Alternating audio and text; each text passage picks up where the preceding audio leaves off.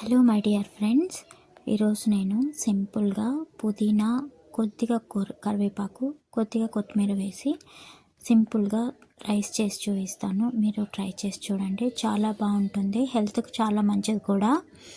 అప్పుడప్పుడు మనం non veg తినకుండా వెజ్ తినాలనుకుంటాం కదా, ఇది కూడా పులావ్ టైపే ఉంటుంది.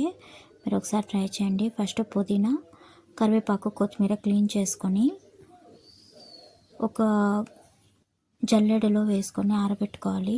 అలాగే మిక్సీలో ఒక ఆనియను, ఒక లవంగ, ఒక చెక్క, ఒక అనాస పువ్వు, కొద్దిగా గ్రీన్ చిల్లీ అండ్ పుదీనా.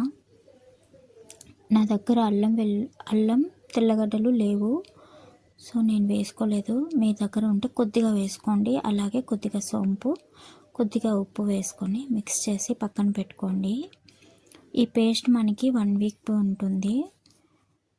మనకి అప్పుడప్పుడు తినాలనిపిస్తే పోపు వేసుకొని తినచ్చు. ఇప్పుడు వచ్చేసి మిక్స్ చేసుకున్నాం కదా, ఇందులో వచ్చేసి ఈ క్రీమ్ని ఒకసారి బాయిల్ చేసి పెట్టుకుందాం, ఫ్రై చేసుకుందాము.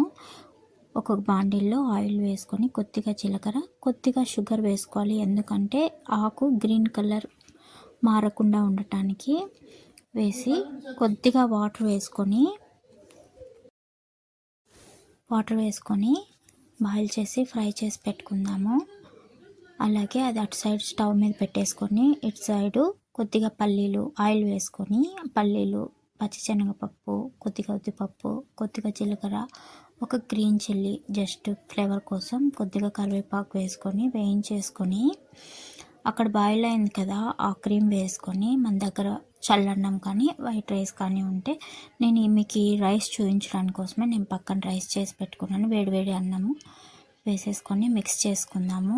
ఇందులో పసుపు గట్రాలు ఏం వేయరు, నార్మల్గానే చేసుకుంటారు. చాలా బాగుంటుంది. మిక్స్ చేసుకొని ఎలాగో మనం లెమన్ రైస్ ఎలాగో సేమ్ అలాగే కొద్దిగా నెయ్యి వేసుకోవాలి. ఇందులో నెయ్యి వేసుకొని కలుపుకొని తింటే చాలా మంచిది, హెల్త్కి కూడా చాలా మంచిది. ఒక్కసారి ట్రై చేసి చూడండి. నా దగ్గర పల్లీల పొడి ఉంది, నేను చేసే లోపల ఇంట్లో వాళ్ళు వేసుకొని వెళ్ళిపోయారు. జస్ట్ మీకు చూపించడానికి చూపిస్తున్నాను.